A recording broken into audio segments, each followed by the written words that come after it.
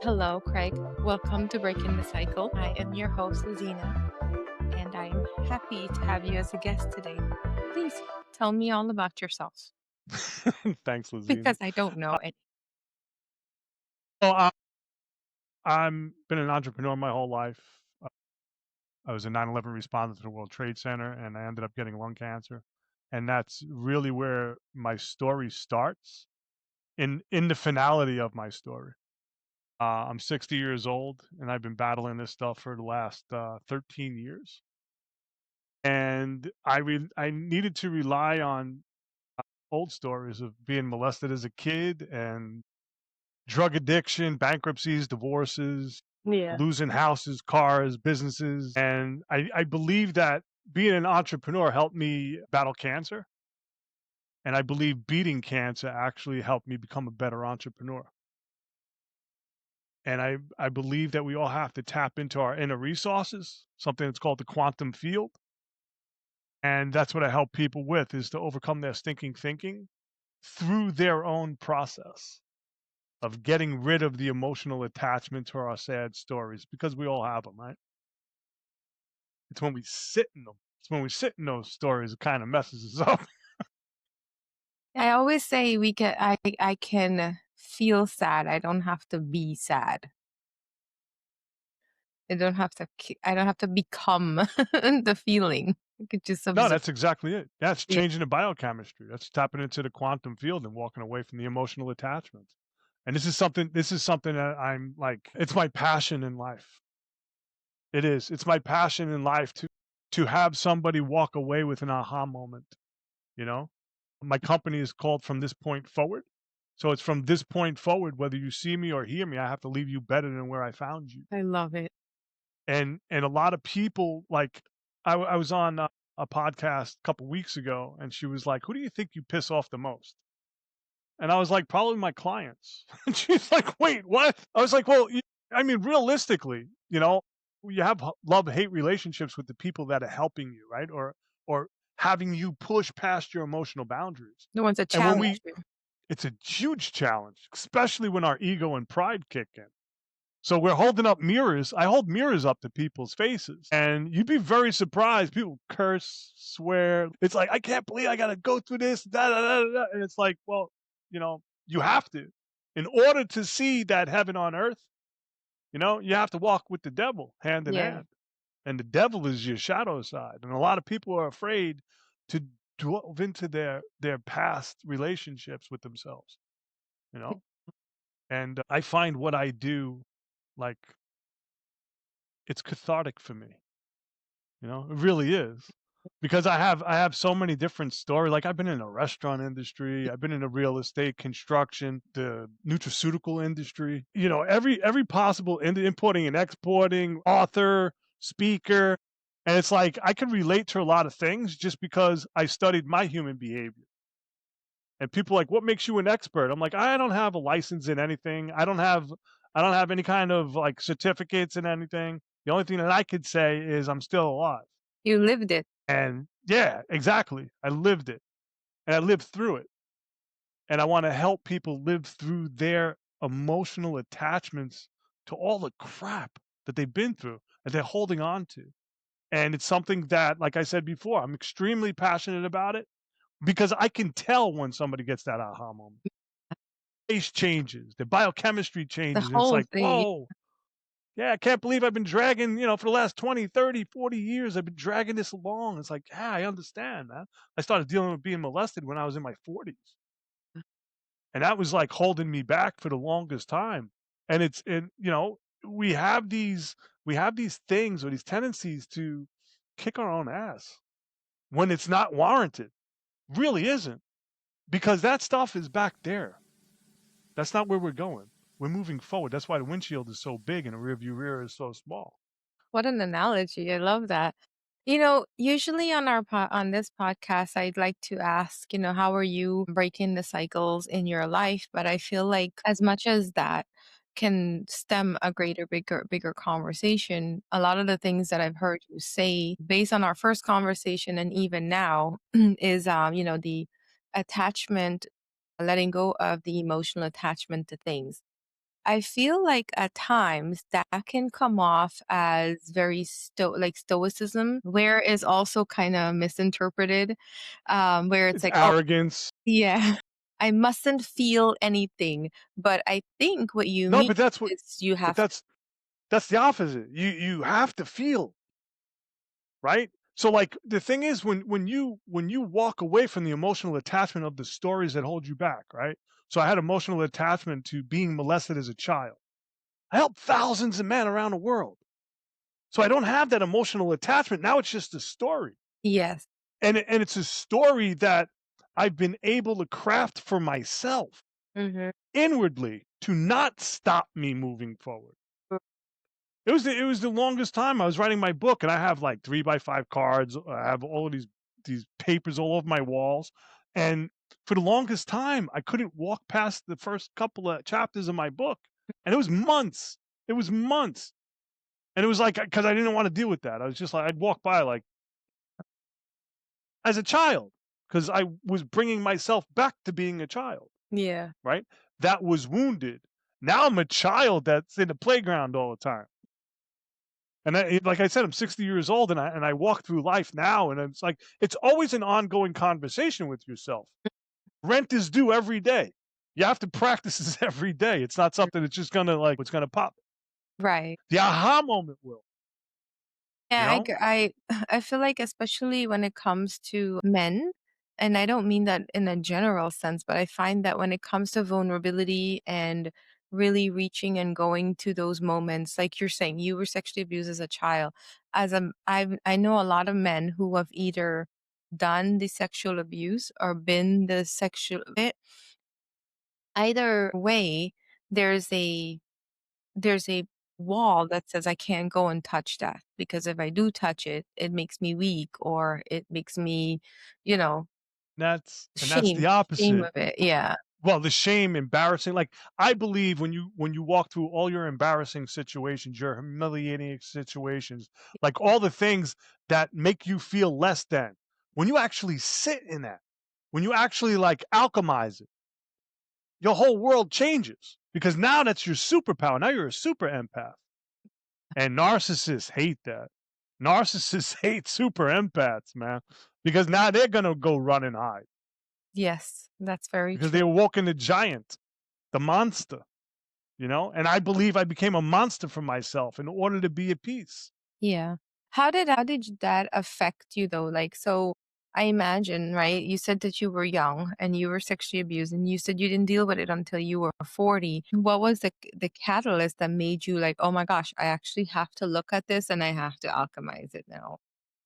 DMT, Okay, that works. dimethyltryptamine. Yeah. Yeah, I did over 300 rounds of DMT, and that's why my next book coming out is The Shaman from Jersey. I've alchemized all of this emotional crap in my life that I was holding on to, right? Now when I recall these stories, they're just stories, and I can express myself in a freeing manner, okay?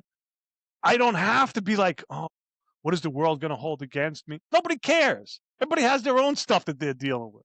That's what it comes down to. Nobody really cares, right? So it's either you look at yourself in the mirror, right? And it's you versus you, and one of you fuckers needs to die.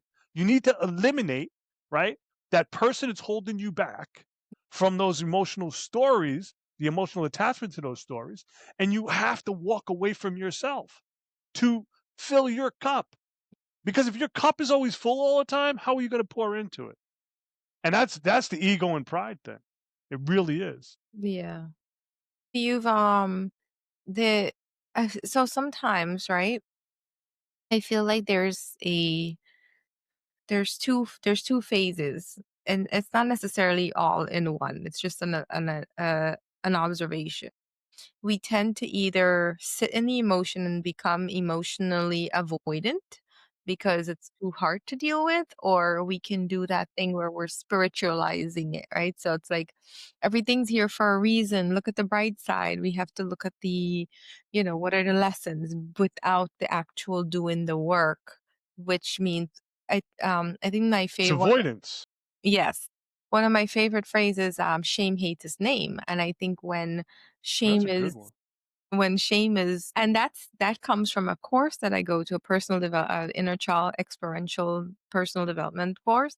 And when you say, you hold the mirror up and you kind of like make people face themselves, that's kind of the experience here, is to see how you show up and how it's affecting your relationship, how these stories are really not serving you. It's a big force of like, oh, this is not who I want to be. So I love the style that when you share how you do that. I think it's awesome because that's kind of how I also like saw myself, like, oh, it's because I believe those stories. But That's back exactly it. yeah. So back to yeah, so I think that when it comes to I feel like the juice, right, is in that part where people do the avoiding. It's like, oh, I feel sad or I feel ashamed or I don't know what I'm feeling and I don't know what to do with that. If I'm going to go to therapy, therapy's not going to work, or maybe I have a psychedelic trip and I have a clarity moment, but I don't want to go back to actually holding my own hand through that process of saying, okay, this was an experience. Now let's go back and let's reparent that, or let's look at it differently, give it different meaning. So it doesn't come with us, like you said, when you're telling the story now, it's not from shame or pain. It's from like, I have actually healed that wound, or I continue to heal that wound whenever it shows up, and I'm okay with it. It doesn't have a hold on me like it did before. And so I've seen the avoidance done in so many different ways. And I wanted to like, get your opinion on what that's looked like for you. For me, it was growing through my pain. Well, like when they took, so I had lung cancer, and they took my mid and lower lobe, of my right lung out. And when they did that, they cut the nerves in my ribs. So I had this excruciating pain 24 hours a day, 7 days a week for 6 years. And all the drugs that I was on, gabapentin, Dilaudid, morphine, Percocet, Percodan, Vicodin, like all of that crap, didn't do anything. I still had the pain. And I needed to, because my girls at the time, my ex-wife and my daughter were like, "Yo, you're a pretty shitty person when you're on all these drugs. Cut that off right there, man." And it's like, okay, so what do I have to study? I have to study me. And I came across Dr. Joe Dispenza, and he turned me on to epigenetics, right? And I needed to learn how my body can transmute all of this stuff. So I sit in tones. I listen to tones, frequencies. I understand now, after doing this for 7, 8 years, I understand that we run our life 95% of our life every day is run off our subconscious behavior. So when we're thinking like, I need to change, are you going to become the change, right? You have to become that.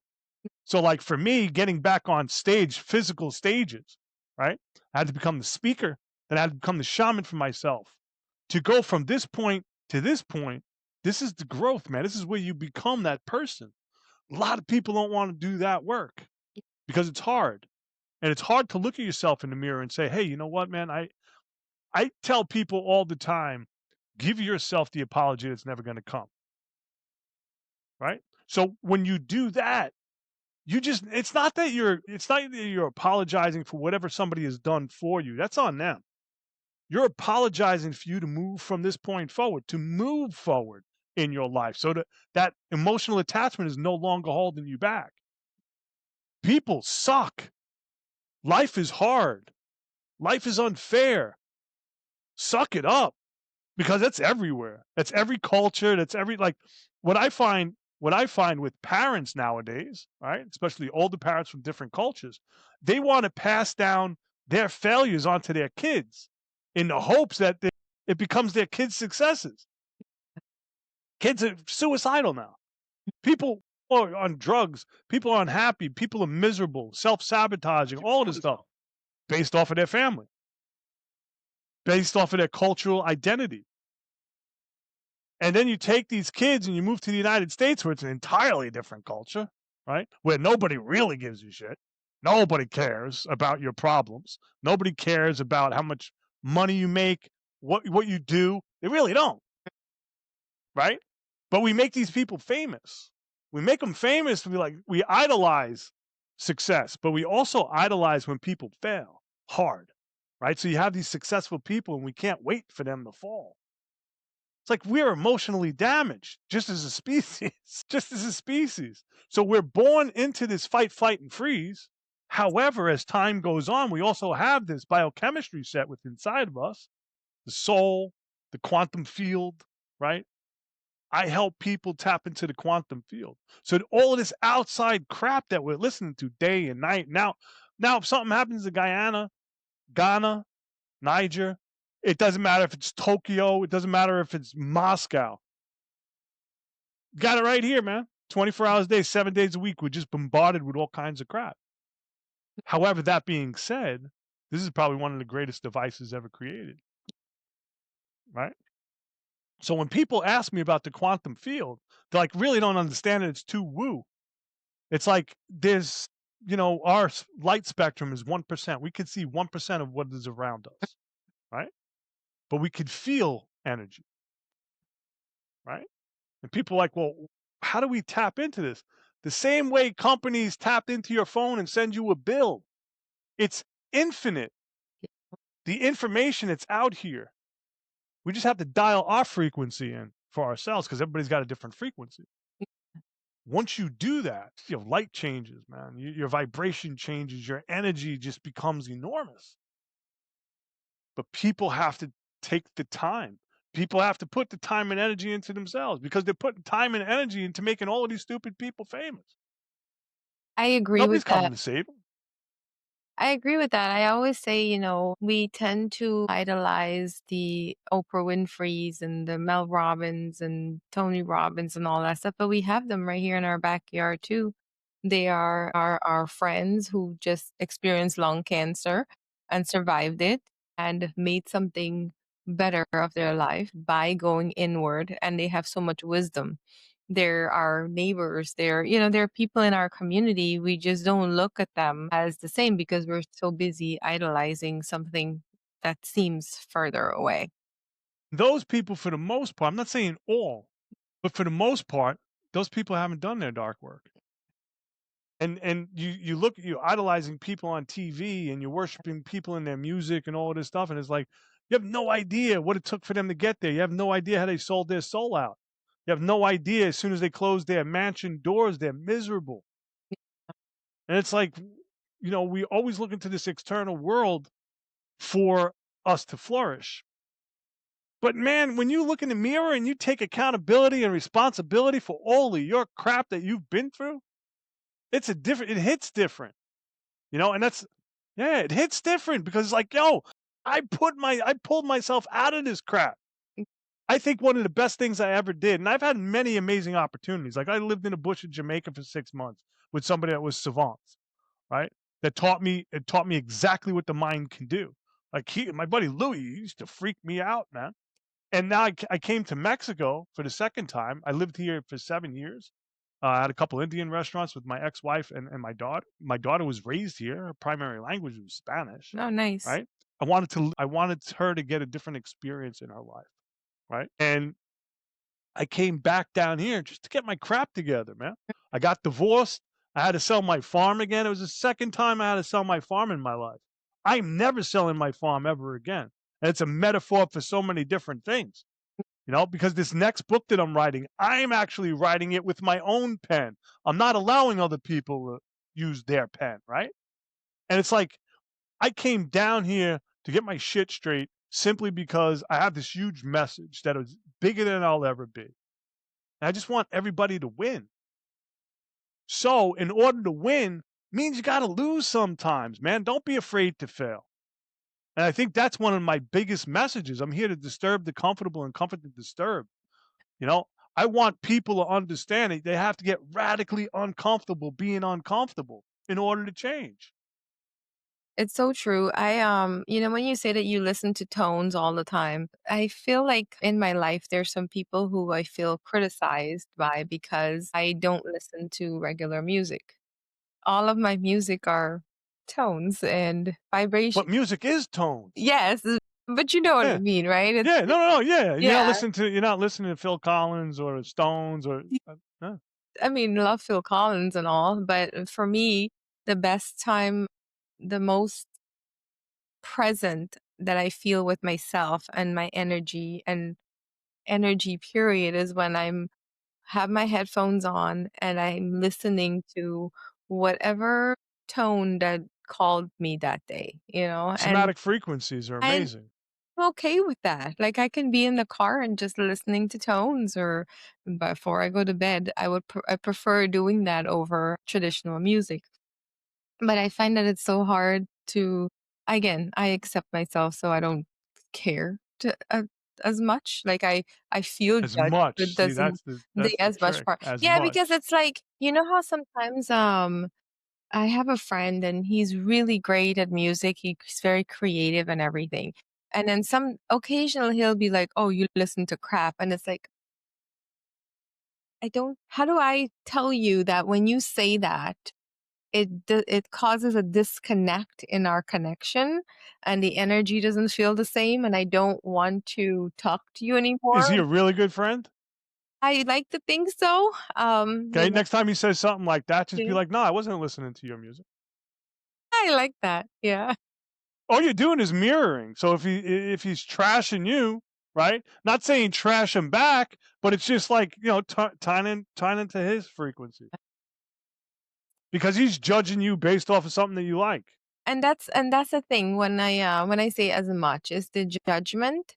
There's that moment. I love community. I feel like connections is what it's what helps with expansion. It's how we co-create. And so I Uh, and for me, I want to cultivate safety and relationships and having the kind of relationship that believes in each other and support one another. I'm not talking about the fake stuff, like the Instagram and the Facebook thing, but like lifetime friendships, lifetime connections.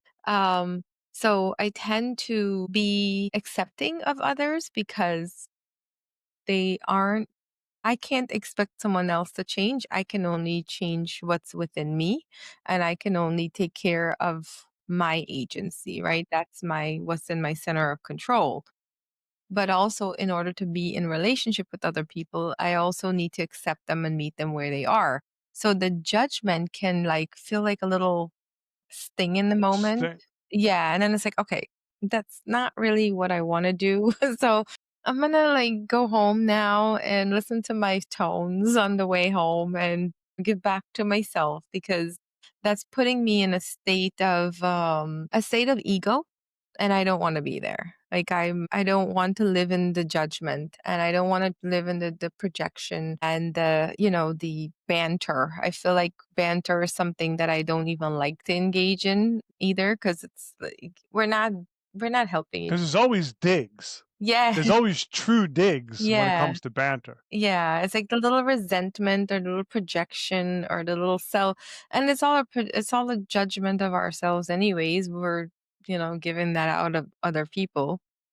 So I tend to say a little because there is that part of me that really enjoys community. And it's like a realization like, okay, that's not for me. Let me just go the other way now. So the thing about community, yeah, it's great and everything, right? But community is also a culture. Cultures belong on petri dishes, right? So you either learn how to kill them or learn how to grow them, right? Because you could supply certain things to a culture and it'll just compound itself, or it'll go inwards and kill itself.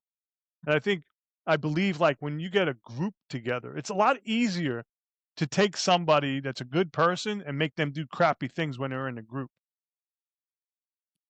They wouldn't do the certain things on their own, right? So it's that outside encouragement of like peer pressure.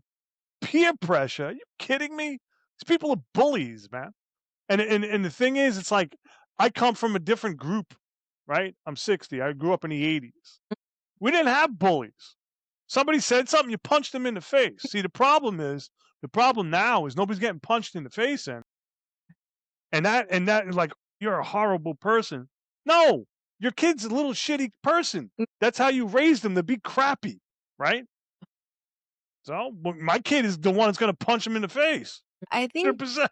There's that book that's called The Courage to Be Yourself should be disliked. And I really like the concept of it because it's kind of mirroring what you're saying. And there's people who are going to be rude or whatever the case is. And if I people please and I don't tell them, like, that kind of felt a little rude, they don't know that they were being rude. I'm rescuing them from their own reflection. Misery, they reflect, yeah. Yeah, so it's like, telling like somebody said something rude, you punch them in the face. Like that is a reaction based on what you just said, right? Like, What'd you do? Did you yeah, hit me? yeah, I'm not gonna run and tell the teacher. I'm gonna punch you in the face. That's a metaphor for life. I used to tell my daughter all the time, martial arts, don't ever take the first hit. As soon as you see that shoulder go, man, you go in for the kill because that thing's coming. It's coming for you, right? It's like life. It's coming for you, whether you want to participate or not. Life exactly. is coming. And it doesn't stop. It's gonna have a moment Never stop. tomorrow. Last week I was like riding high, and this week it's like, oh, this is not so pleasant. You know what? One of the things that I like Ride high anyway. exactly. That's one of Ride high anyway. That's one of the things I like to say is like my emotions. I am always the sky. I'm always the sky. I'm marvelous and cosmic. The clouds are the emotions. They come by. Sometimes they're heavy. Actually, really good. Sometimes they're yeah, exactly. I'm not being the cloud. I'm observing the cloud. It's part of life. So I've adopted that now in my life, but it took me almost becoming 45 years old to really see that journey. I had to face myself. I had to face the ways I was sabotaging, the way I was pushing love away, the way I was That's deep. sitting in my own swirl, just becoming I wasn't and I don't say this from shame, but I wasn't a very kind person. I was We all aren't. right. We all do crazy crap to people, and based off of reactions, and how comfortable you are in a relationship, what you can get away with, all of that stuff. I see a lot of people holding themselves back because they're afraid of their story, that they did something 30 years ago. I'm like, nobody cares. The person probably did. Who cares, man? Keep moving forward. There's plenty of people I'd love to apologize to, but I can't, so I have to apologize to myself. And this is something, this is easy practice. This is caveman crap. Just people don't want to, people want that whole world outside of themselves. And once they tap in, it. Once you tap into yourself, man, it's magic. You become the magician. You have your own wand. Yes.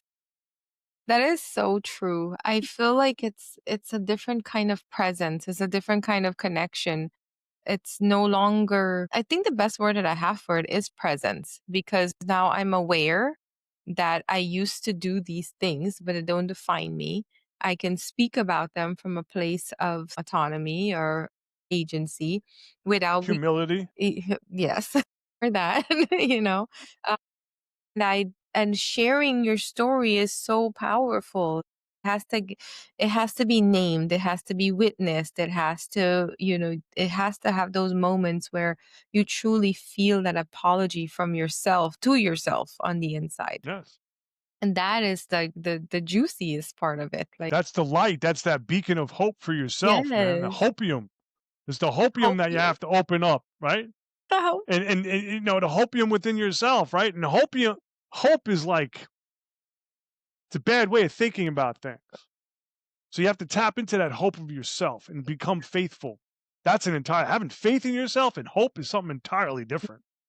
I have all the faith in the world in me because I've been able to tap into the God within. My light seeking the human experience. And it's just, I'm in this different phase of my life where I truly don't give a shit what somebody thinks about me. I don't. Because people right now they could just turn on their phone and just talk crap. 80% of those things, bad reviews or people talking bad, they're all bots. So people having arguments with bots. It's like, come on, man. Well, let's have an argument in person. And this week I feel like what it's shown me is that that self-belief is so important important to have. I go out of my way and I take pride in it because I just love to connect with people. I've shared that, right? So if I'm connecting with someone and I'm building something together, I will take the time and the energy and the effort to make sure that whatever it is that we're doing, I'm showing up for.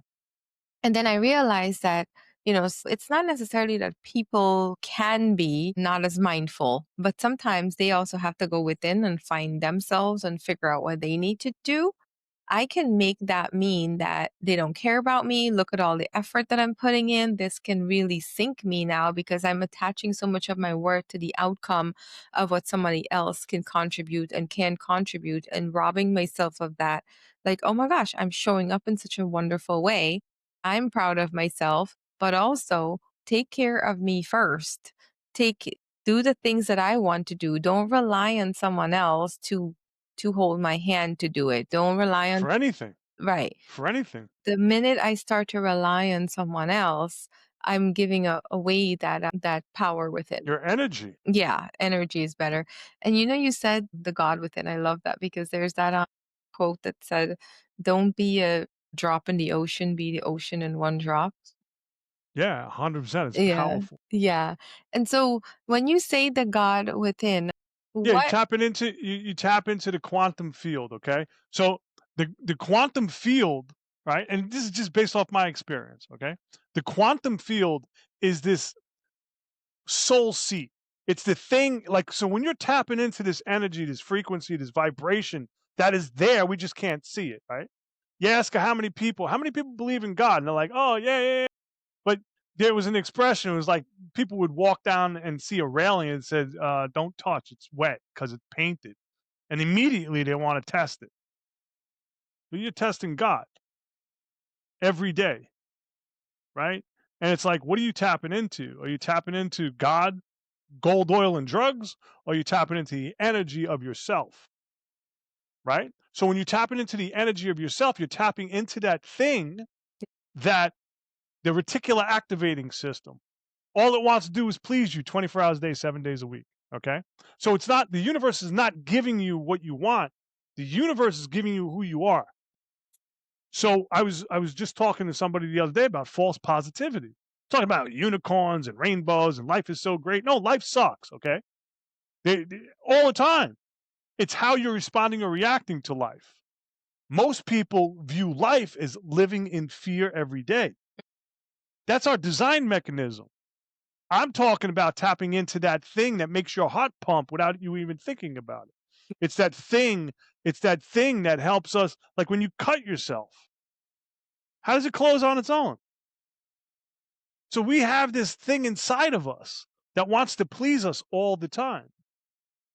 We have to tap into that through the dark work. We have to tap into that by refocusing our frequency in the quantum field, the thing that we cannot see. Like I said before, they tapped into this to send you a bill, right? We're not tied into anything other than electricity right now. We're into Wi-Fi. So I'm communicating with you. However, I could send matter across the phone. I can send you a picture, and if you have a printer, you can print it out. Where'd that picture come from? Came from here, right? It's all here. This is the only real estate you could own. It's a temple for a reason, and we have to sit in it. Most people are just searching for outward, outward. I needed to search inward. And I actually got mentored by a Templar, a Knights Templar. He sent me down some crazy rabbit holes. And in the end, he was like, there's only one thing that's going to straighten your life out. That's dimethyl tryptamine. And I was like, I don't even know what this is. So I started like at that time looking up stuff. And I believe DMT, it helps you discover yourself. Right? I listen to people, oh, I'm going to try DMT. You ain't trying anything. DMT's going to try you. Okay. It's going to bring gonna bring you where you needed to go. I mean, that's the same like psilocybin, Yeah, same thing with ketamine. shrooms. Yeah, like It's just different levels, right? It's just different you're levels. gonna But face there are some people you're gonna face yourself, man. And a lot of people don't like to stare at character in the mirror because we hold all of these emotions to crap that we've done in the past, or we sit in those stories that people have done to us.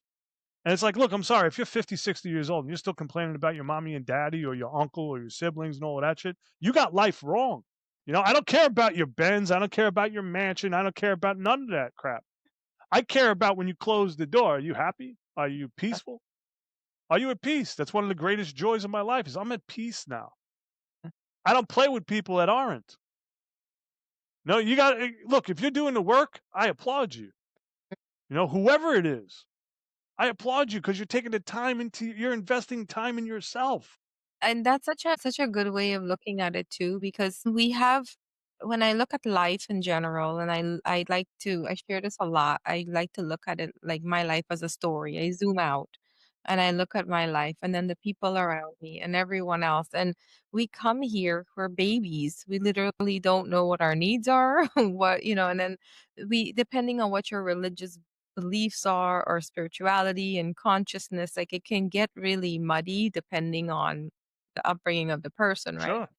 But in like if we were to just look at it as a movie, we have parents who did not know what their emotional needs were. They were in survival mode. They were doing the best that they could. No matter what, at some moment you were going to feel not heard, you were going to feel invisible, you were going to say you want to show your report card and your parent just wasn't present because they were busy trying to take care of other important things. Somehow or the other, no matter what, we are going to have those experiences. Now, there's terrible things that's happen if you grow up in a developing country or you've been sexually abused or physically abused, mentally abused. There's all of these situations that's happened. So when our bodies are learning its nervous system safety, its emotional safety from 0 to 3 is when that happens. So by age 7, if we are not healed, it's a journey. So there's no such thing as a healed person, right? But it's like if we have not at least addressed that shadow, our ego, or have a couple of ego deaths by the time our children are 7, we've passed the baton. Generational trauma is gonna go. By 13, our limiting belief starts up, and that's who the persona that's the persona of us.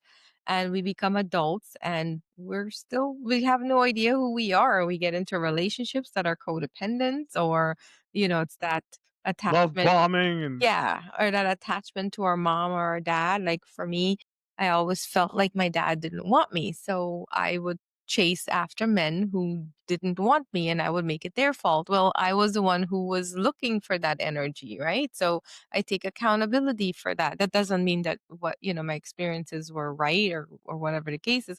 But now no, they were your experiences. right. So like there's this is just me.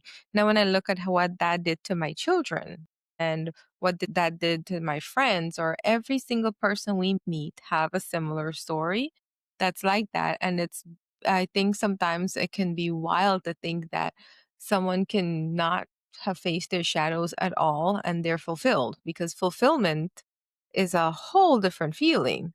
There That's different. it's That's yeah, thank you. That's exactly right. because they were fulfilled doing crazy crap. Yes. Yeah. So it's like, Different. That's a right. So when I look at even humanity, all of us at some point were afraid that we were going to be abandoned.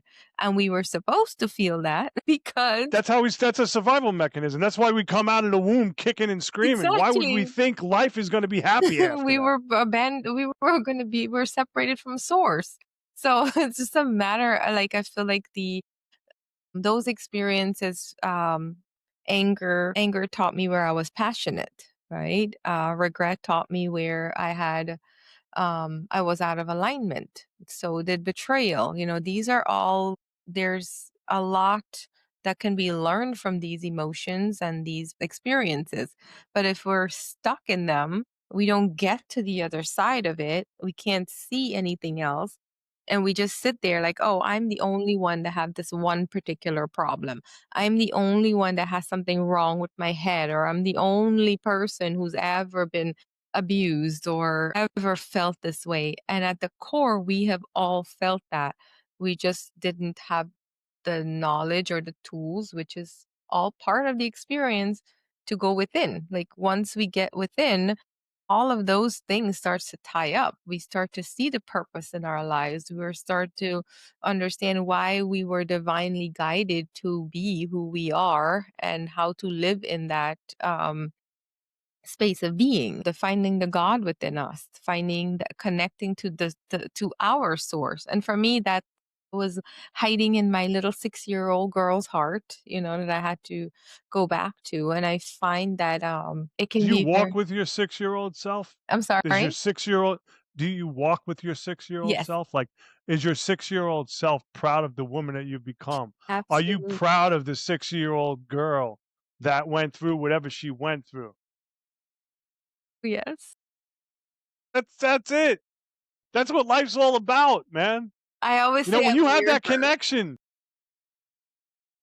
I like to say that I wear her because that's what I like to do whenever I meet people and they're like special to me. That's one of the things I want to do. Like what did your 6-year-old like to do? Because there was joy there too. There was a lot of joy, there was a lot of happiness. It's just, we hold on to the negative for so long and that's what we end up becoming. And anyways, That's I that don't. freeze part of human Yes, behavior. yeah. And it's so interesting because in my book that I wrote, I talk about that the four responses that we have because we just our nervous system just learned what to do in survival mode. Yeah. So it's an automatic thing, right? And then when you tap into what's automated in your life, at heart, like most people think this is the brain. Your heart is the brain. This is the receiver. This is the receiver, right? They just started finding out that the pineal gland actually holds Mm. crystals. They're like, they're sparking because they want to tap into that quantum field. They want to tap into that energy that is you. And that requires a lot of work, man. It requires you realize, and say you, I'm talking about generalization. People have to tap into who they're supposed to be, not what society has said they needed to be. Yeah. You tap into who you become. You're not going to be liked. I'm sorry. And People gonna feel your energy and be like, "Oh hell no, I'm gonna stay away from this person." yes, it's true. Yeah, because you don't tolerate nonsense. I don't tolerate shit anymore. I don't. It's like, you want to live your life. I'm not here to judge you. I don't come to conclusions anymore ever. I just don't. If I'm in a relationship with somebody and it goes south, I'm not going to say it's over with, it's done, it's done, because I don't know what new information is going to come out later, how I'm going to feel at a different point in my life once I've gone through the healing process and once they've gone through it. I have no idea. But I have one idea. If nobody's working on themselves, you're going to become the same person over and over again. Like today's 29th, right? In 2 days, it's going to be a new year. Be like, new year, new me. It's like, no, I'm sorry. I think it's January 18th. Like 80% of all the New Year's resolutions are over with, man, because their old habits are going to just creep in. You can do something for a few weeks, but you got to do this every day. Rent is due every day on mental behavior, man, mental stress every day. Yeah. And it's worth it. Like it's so worth it. 100%. I love my life. Yes. I'm in love with being in love with my life. I get to come on podcasts, right? I get to talk to beautiful people like you. You got a beautiful soul. Your energy is just kicking. Why would I want to go back to cortisol and adrenaline? Nah, man, I'm in oxytocin, serotonin, those feel goods. I'm like, yeah, I'm tapping into my little kid with a big smile on my face. And to live from that space of joy is so incredible. And Yeah. I feel like there's so much more that we can talk about and we can definitely go on. And I know we have a recording later on this week too, right? Yeah, on a third, Yeah, an optimal. we'll talk more about that. But it's been really great to speak to someone who I feel like it's not only that you've done the work, you've more than done the work. You are in your being and you are Thank you. it's really cool. That's as much as I can say. I feel it. I love it. I wanna be friends forever, and Absolutely. I don't wanna end this podcast even though I have another recording in 4 minutes, so I'm going to All right, have to let's cut you bounce. behind. But Craig, it's been really great, having this conversation with you. There's so much more to explore. I know you have a lot of knowledge and wisdom. that is very Thank you. valuable, and it's things that people need to hear. So I feel like we need to do more of this conversation.